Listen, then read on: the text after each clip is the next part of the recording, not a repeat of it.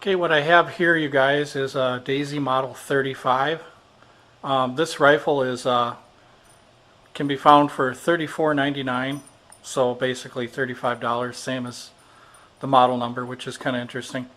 But for a cheap rifle, it pumps up 10 pumps, and I compared it to the Daisy 880 right here, and you can see the Daisy 880 behind it, and you can see the length of the barrel. So this would technically be kind of like a Daisy 880 in a carbine style, and it's a smooth bore. But what's fascinating about the rifle is that it's so light and it's just so fun to play around with. So what I did is I took some pellets and I wanted to find out how good can you shoot a smooth bore if you pick the right pellet and you take your time and just going off the iron sights right here.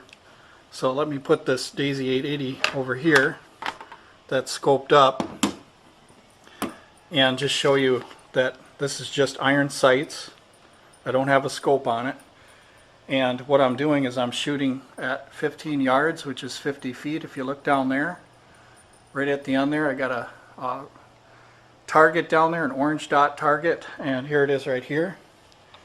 And I did some shots of pellets. Now usually with pellets what I'll do is I'll shoot in sets of 5, but I just wanted to do a quick reference today.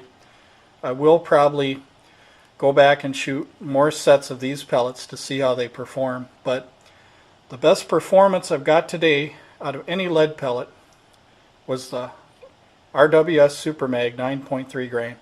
Now here's what's fascinating. 15 yards smooth bore. Check that out. Dime groups. So it just goes to show you, just because it's a smooth bore, it doesn't mean it can't do nothing. It just depends on having the right pellet. Now I did pump this up 10 times, and if you guys want to know the velocity difference between the 880 and this featherweight Model 35, is the 880 over here is approximately 30 to 50 feet per second faster than this model. But when you do a wood penetration test and stuff like that, you'll find there's very little difference in velocity between this carbine style and this Daisy 880, which means that if you have kids and family members that don't like pumping, or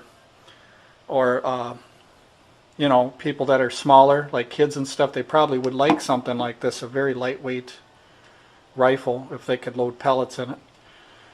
But just goes to show you, once again, these are iron sights, so there's no scope on here, and it's getting dime groups at 50 feet, which is 15 yards.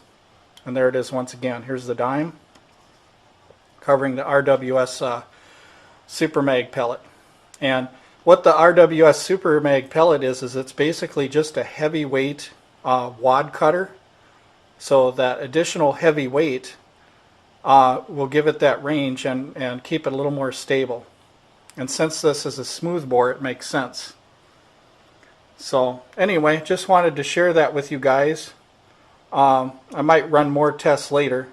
The key is testing groups and sets of 5. I realize I just did one group here, but if you test in sets, you know, even if you test 2 or 3 sets, it's worthy to do it that way, because sometimes you just get lucky on the first set where the gun's clearing out from the other pellets you were shooting, and other things like that. It's kind of getting used to the pellet. So, and these down here could have probably been better. Remember that I'm just using this sandbag rest and just using my eyes, and my eyes at this distance at 15 yards, when I put the sight under here, you have to really concentrate to see that dot. So I could probably have done better on these other groups with these other pellets. So this is the RWS Super Mag, and the rest of this was other pellets I was trying just to see which one would give me the best groups. And so far, for this cheap rifle, it's proven that you can get dime groups at 15 yards, which is pretty dang good for a $35 air rifle. You know, being so cheap and stuff like that, you wouldn't think that an air rifle would be able to accomplish that. But it just goes to show, if you do a bench test, keep steady, use the right pellet, you can prove that the gun is probably capable more than you think it will do. So, but thanks for watching.